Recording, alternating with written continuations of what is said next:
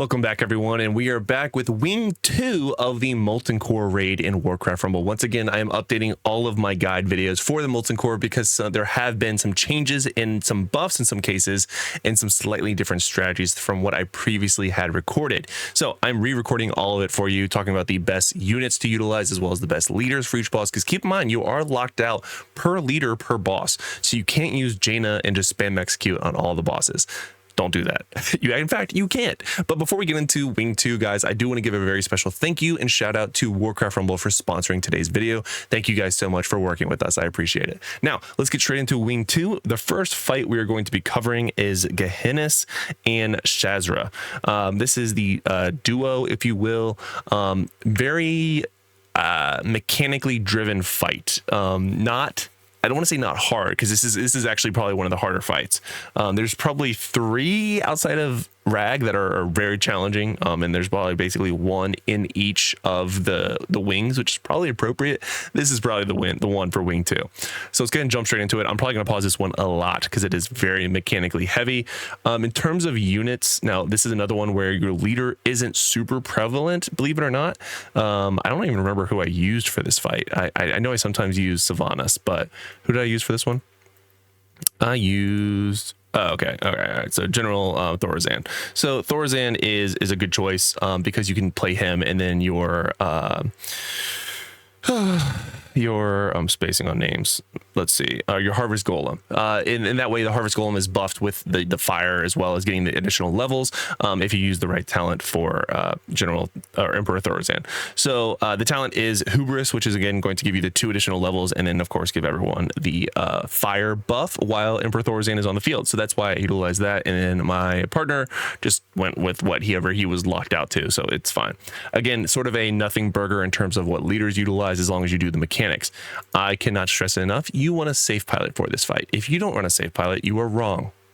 You are wrong. If anyone else tells you not to use a safe pilot, they are wrong. You should both be using a safe pilot, and I'll show you why momentarily. But you don't want to be using execute at all. In fact, you'll be punished if you use any spell at all in this fight, so don't do it. Now, let's get straight into it. So you're focusing on the first lane that you're assigned to. You can see in the beginning wherever your camera goes is the lane that you're assigned. Get your generic push sort of started. Of course, throw your miners out whenever you can in the middle. You can see that we both did that. There are additional mines on the left and right side of each turret, 1 for each turret. So the left side has one on the left and the right side has one on the right. And then there's a turret in the middle, which is not incredibly relevant, but we awkwardly took it earlier than I normally do in this fight, and it just sort of worked out. So do as I say, not as we do in this fight. Now, again, my partner and I are probably over leveled for the first 2 wings, so I'm going to speak to it as well from a free-to-play aspect or just a beginner who's going into the raid for the first time. Again, you basically want to have a tank that can take any amount of turret damage and then your heavier damage behind it. That's essentially the push in the beginning. Nothing too crazy mechanic-wise there. And of course, you're sharing gold. You can see we're both separating our pushes. Now, you want to keep in mind of the red boss, the red of the 2 twins. I forgot which one is which, but you do want to keep a very close eye, because when he makes his way over and when he rotates on that top half, he goes from each turret side from the left to the right, back and forth on the top. When he gets to either side, he will make an ad summon, basically a bomb that will just go off if you do not kill the ad right away. Now, conveniently, you were smart and listened to me in the first 3 minutes of this video where I told you bring a safe pilot, and you just drop a safe pilot on that ad. Now, it's fine if you both drop it, as long as you can then cycle your units back to get a safe pilot for him to walk his happy self back to the other side and then summon another one, which you're going to see here. We actually both threw a safe pilot down. So there you go. There it is. And if he makes, you can see the orange going all the way around him. Ignore the purple. That's my safe pilot. But if his orange makes it all the way around, he will wipe out the tower with a fire blast, basically a living bomb, more or less, I guess you could call it. But you don't want to see it. It makes this fight incredibly hard. And there are other mechanics of this fight that are already difficult. So make sure you own this one, because this one isn't particularly hard to counter, but if you miss this one, it just makes everything else a nightmare. So I threw a safe pilot. My partner also threw a safe pilot. We kill secure, to say the least. So even though he's gone, the timer still goes, but there's no explosion anymore. You do get you basically get the molten everything thrown at you with the molten dogs, the fire elementals. The boss, the blue one, is your ranged leader. So he just goes back and forth and does this AoE damage. You just, I would say you want to ignore him. Usually you end up killing him second is what I'll say, but the way that this fight played out for us was just sort of weird. Again, you want to focus down the red one, at least in my experience. When he sort of goes to either side, you focus him, because you can see my minis are making their way all the way around. You can sort of hug the left side of your turret if you're on the left side or the right side to make him go all the way around. But you can see we already have the first boss at half health, and then the blue one is basically full. You're going to notice once again here though that conveniently we are just tank spanking the blue boss, which was weird. Again, that is not usually how that plays out, at least in any of my other clears of this one. It's not bad, it's just different. Usually you focus down one of them and then do it that way. You can focus the blue one. You can see once the boss gets to 50% health, between the shared health that they have, the blue one will basically go to the back, and then you will focus the red one down, as I mentioned earlier. And again, his main mechanic is that he's just going to keep summoning those summons, that summonable ad on either side whenever he makes it all the way over. Now you can see that we are tanking him, and so it actually stopped him.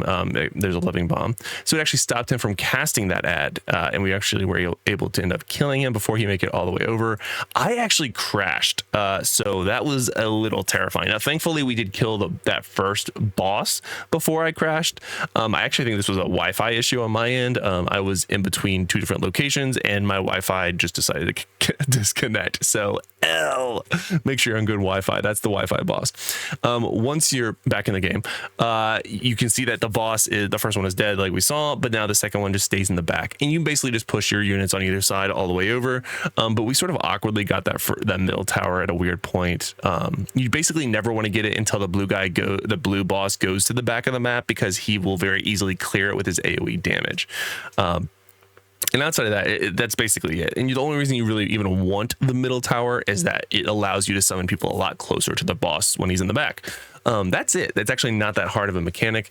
Once again, if you mess up though, and that AoE ad does summon that living bomb or like flame wave, I guess you could call it, that's when things get really bad, because it literally resets your turret. His units are not impacted by it, so they get a full lane of progression while you have to respawn your units at your base, and you probably are at a gold deficit already at this point, because you probably just use Save Pilot or a bunch of other things to try to kill that unit that just killed all your units. So it's a really bad situation. It goes from bad to worse really quick if you don't handle that with a Save Pilot. Basically, take a Save Pilot. Don't use spells, use a Save Pilot, and then focus the red boss first and then the blue one. And that's basically it. I'll go ahead and let this play out so we can finish the boss. I'm throwing a bunch of unbound minis. I'm still golding. I'm still gathering gold. You never know. You want to make sure kill secured. We're dropping our unbound still. Boom. Easy peasy lemon squeezy. We followed the mechanics, and more importantly, we brought a Save Pilot to not get wrecked. So that's it for that fight, actually. So Wing 2 Boss 1 is down, and we will be covering Wing 2 Boss 2 in our next video. If you want to see that, make sure you like and subscribe and download Warcraft Rumble totally for free in the link in the description of this video, as well as the pinned comment. Now, once again, thank you so much, Warcraft Rumble, for sponsoring today's video. And tomorrow's video, or very soon, we'll be covering Gar, which is the second boss of Wing 2 in the Molten Core raid here in Warcraft Rumble. I hope to see you guys in that video very, very soon. So make sure you like and subscribe. Take it easy. Bye.